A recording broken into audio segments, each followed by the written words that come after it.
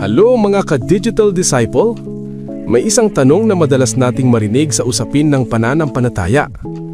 Totoo bang nagkaroon ng tinatawag na Great Apostasy o malaking pagtalikod kung saan nawala raw ang tunay na simbahan ni Kristo sa loob niyang napakaraming taon?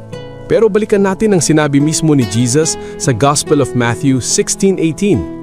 Ikaw ay Pedro, at sa ibabaw ng batong ito ay itatayo ko ang aking simbahan, at ang mga pintuan ng Hades ay hindi mananaig laban dito.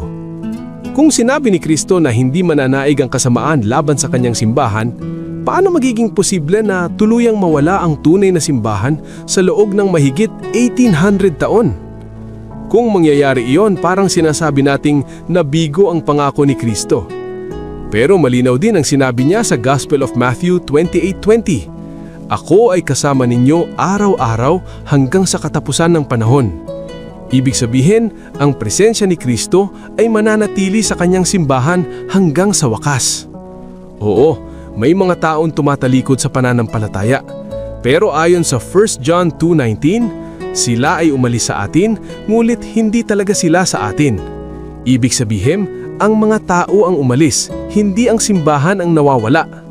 Kaya kung ang simbahan na itinatag ni Kristo ay hindi naman pala nawala, bakit kailangan pang magtayo ng panibagong simbahan na itinatag lamang ng tao? Malinaw ang sinabi ni Jesus sa Gospel of Matthew 16:18 na siya mismo ang nagtatag ng kanyang simbahan at hindi ito mananaig ng kasamaan. Kaya mahalagang tanong ngayon, kung may mga relihiyon na itinatag lamang nitong mga nakaraang siglo o modernong panahon na may malinaw na nagtatag na tao, paano ito magiging parehong simbahan na itinatag ni Kristo noong unang siglo? Halimbawa sa kasaysayan, ang Iglesia ni Kristo ay tinatag ni Felix Manalo noong 1914 sa Pilipinas. Ang The Church of Jesus Christ of Latter-day Saints ay itinatag ni Joseph Smith noong 1830 sa Amerika. Ang kilusang born-again evangelical Christianity ay lumago mula sa Protestant revival movements noong 1700s to 1900s. Lalo na sa mga pangangaral ni John Wesley at George Whitefield. Ang mga Baptist churches ay nagsimula noong 1609 sa pangunguna ni John Smith sa England. Ang mga denominasyon na galing sa Protestant Reformation ay nagsimula noong 1517 nang tumutol si Martin Luther sa ilang gawain ng simbahan noong panahong iyon. At makikita natin sa kasaysayan na ang mga relihiyong ito ay may partikular na taon at taong nagtatag. Pero ang tanong, ang simbahang itinatag ni Kristo ba ay dapat lumitaw lamang pagkalipas ng daan-daan o libong taon? O dapat itong tuloy-tuloy na umiiral mula pa noong panahon ni Jesus hanggang ngayon? May sabi sa akin, mas pinili ko po kasi ang praise and worship sa ibang sekta kasi ang sarap ng pakiramdam pagkatapos. Masaya po. At alam nyo, walang masama kung nakakaramdam tayo ng saya habang umaawit at nagpupuri sa Diyos. Maganda iyon. Pero tandaan natin, ang pananampalataya ay hindi lang nakabase sa feelings. Bakit? Kasi ang feelings nagbabago.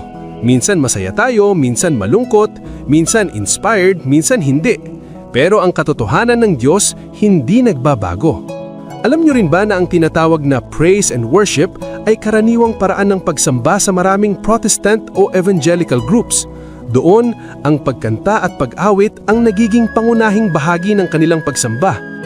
Pero sa simbahang Katolika, ang pinakamataas na pagsamba ay ang banal na misa, lalo na ang Ekoristiya. Kasama rin sa misa ang pagpupuri at pag-awit sa Diyos, pero ang sentro ng pagsamba ay si Kristo mismo na inilalahad sa Ekoristiya. Kaya ang mas mahalagang tanong hindi lang ano ang nararamdaman ko, kundi nasaan ang katotohanang itinuro ni Kristo.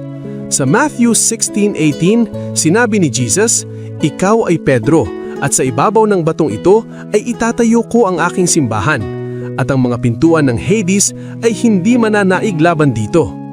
Ibig sabihin, si Kristo mismo ang nagtatag ng kanyang simbahan. Maganda ang masayang pakiramdam sa pagsamba, pero mas mahalaga pa rin ang pagsunod sa katotohanang itinuro ni Kristo. Dahil sa huli, ang tunay na pananampalataya ay hindi lang tungkol sa nararamdaman, kundi sa katotohanang sinusunod. Kaya mahalagang pag-isipan, sinusunod ba natin ang simbahang itinatag ni Kristo o ang simbahang itinayo lamang ng tao sa mas huling panahon? Kaya mahalagang paalala sa ating mga Katoliko, kung may mga tanong tayo tungkol sa ating pananampalataya, mas mabuting magtanong sa pari o Catholic Faith Defenders dahil may mga paliwanag na maaring mali ang interpretasyon kapag galing sa ibang sekta. Patuloy nating alamin ang ating pananampalataya upang hindi tayo madaling malinlang. Ako po si Brother Rai, online for Christ, offline with purpose. God bless.